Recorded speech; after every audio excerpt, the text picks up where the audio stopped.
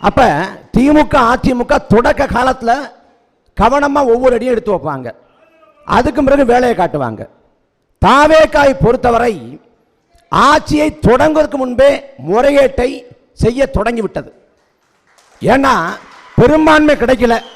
108 இடம் விஜய் இடத்தை வந்து ராஜினாமா பண்ணிட்டார். 107 அந்த 107 இடம் பெரும்பான்மை இல்லைங்கிறப்ப மே 8ஆம் தேதி ஆளுநர் மாளிகைக்கு டிடிவி தினகரன் போறாரு. டிடிவி தினகரன் சொல்றாரு, என்னுடைய சட்டமன்ற உறுப்பினரை காணவில்லை என்று சொல்றாரு.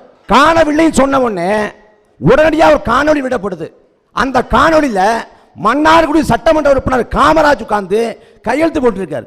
ஒரு கட்சியோட ஆதரவு வேணும்னா சம்பந்தப்பட்ட சட்டமன்ற உறுப்பினர் கேட்கணுமா, கட்சி தலைமையிட்ட கேட்கணுமா?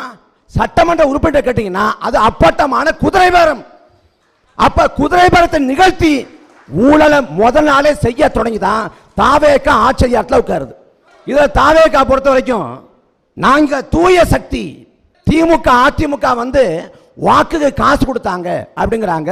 திமுக அதிமுக வாக்கு காசு கொடுத்துங்கிறதுல எனக்கு மாற்று கருத்து இல்லை. அதிமுக காசு கொடுத்தது, திமுக காசு கொடுத்தது உண்மைதான். இல்லங்க இங்க பாருங்க, அப்ப பாஸ் இங்க பாருங்க, எல்லாரும் இங்க வந்தோடனே தூய சக்தியா மாத்திட்டோம். வாஷிங் மிஷின் வச்சிருக்காங்கல்ல, வாஷிங் மிஷின்ல போட்டு தூய சக்தியா மாத்திட்டாங்க.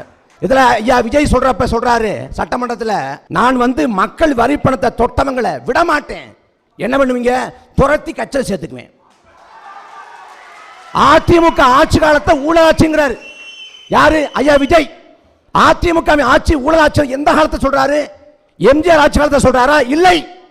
ஜெயலலிதா அம்மையார் சொல்றாரா? இல்லை. அவர் சொல்றது எடப்பாடி பழனிசாமியோட 4 ஆண்டுகள் ஆட்சி காலம். எடப்பாடி பழனிசாமி ஆட்சி காலம் ஊழல் ஆட்சி காலம் என்றால், எடப்பாடி பழனிசாமி ஆட்சியிலே அமைச்சர்களாக இருந்த 8 பேர் தாவேக்கால் இருக்கிறாங்க.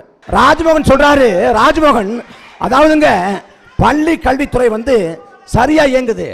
பள்ளி கல்வித்துறையில வந்து நாங்க வந்து தனியார் பள்ளிகளின் ஒப்புதலுக்கு லஞ்சம் வாங்கலங்கிறார். அப்ப மறைமுறையாக இன்னொரு செய்தி சொல்றாங்க, முந்தைய ஆட்சி காலங்களில் தனியார் பள்ளிகளின் ஒப்புதலுக்கு லஞ்சம் வாங்கப்படுதுங்கிறாங்க. அது உண்மை, நான் மறுக்கல. அன்பில் மகேஷ் பொய்யாமொழி காசு வாங்கினாரா? நானும் அந்த கருத்தில் உடன்படுறேன். அன்பில் மகேஷ் பொய்யாமொழிக்கு முன்பாக தமிழ்நாட்டோட பள்ளி கல்வித்துறை அமைச்சர் யார்? இதே ஐயா செங்கோட்டையன். செங்கோட்டையன் லஞ்சம் வாங்கினாரா இல்லையா? ஐயா வைகை செல்வன் ஜெயலலிதா ஆட்சி காலத்தில் 6 மாத காலம் கல்வித்துறை அமைச்சர். அப்ப ஊழல்வாதி அவரை சொல்றீங்களா? என்ன உங்க பார்வை? அதிமுக ஆட்சியிலே தொழில்துறை அமைச்சராக இருந்தவர் MC சம்பத், செய்தி விளம்பரத்துறை அமைச்சராக இருந்தவர் கடம்பூர் ராஜு, அதே போல விஜயபாஸ்கர், MR விஜயபாஸ்கர், 8 அமைச்சர்கள். அந்த அமைச்சர்களை பூரா நீங்க தாவேக்காவில சேர்த்து வச்சுக்கிட்டு